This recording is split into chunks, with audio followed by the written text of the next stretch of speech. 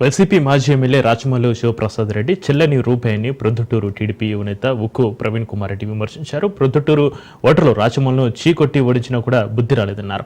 తన ఉనికిని కాపాడుకునేందుకు టీడీపీ అవాకులు చవాకులు పేలుతున్నారని ఫైర్ అయ్యారు. నేతల ఇళ్లపై వైసీపీ జెండాలు ఎగిరే దమ్ము ఉందా అంటూ ప్రశ్నించారు.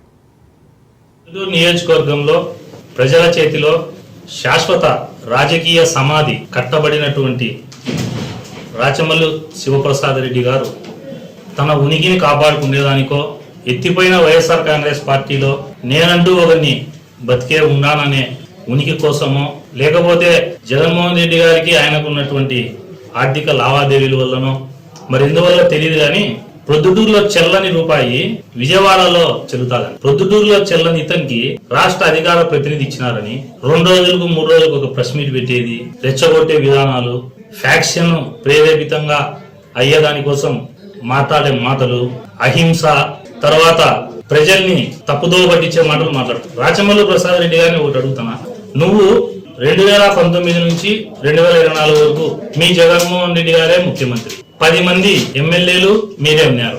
తెలుగుదేశం పార్టీ జెండాల్ని ఏదో మేము రాజశేఖర రెడ్డి గారి విగ్రహాల దగ్గర కట్టినామని మాట్లాడతా తెలుగుదేశం పార్టీ నాయకులు ఇండ్ల మీద, కార్యకర్తల ఇండ్ల మీద జెండా కడతా అంటాను. మా ఇండ్ల మీదికి రౌడీల్ని, మీ వైఎస్ఆర్ కాంగ్రెస్ పార్టీ కౌన్సిలర్లను పంపించింటేనే మేము ధైర్యంగా ఎదుర్కొన్నాం. నీకు సవాల్ చేస్తాడా ఇదే మాదిరిగా నువ్వు మళ్ళా మాట్లాడితే నువ్వన్నా పోలీసును రౌడీ షీటర్లను పంపించి చేసినావు. నేను ఒక్కనే తెలుగుదేశం పార్టీ జెండాను నా సంఖలో పెట్టుకొని గాంధీ విగ్రహం, మున్సిపల్ ఆఫీస్ లో ఉన్నటువంటి గాంధీ విగ్రహం కానుంచి ఒక్కనే నడుచుకుంటా రాత్రుల్లో దొంగగానో కాదు, నీకు టైం చెప్పి పలానా టైంకి వస్తా అని చెప్పి వచ్చి మీ ఇంటి గేటుకు తెలుగుదేశం పార్టీ జెండా కట్టి వస్తా. ఖబర్దార్.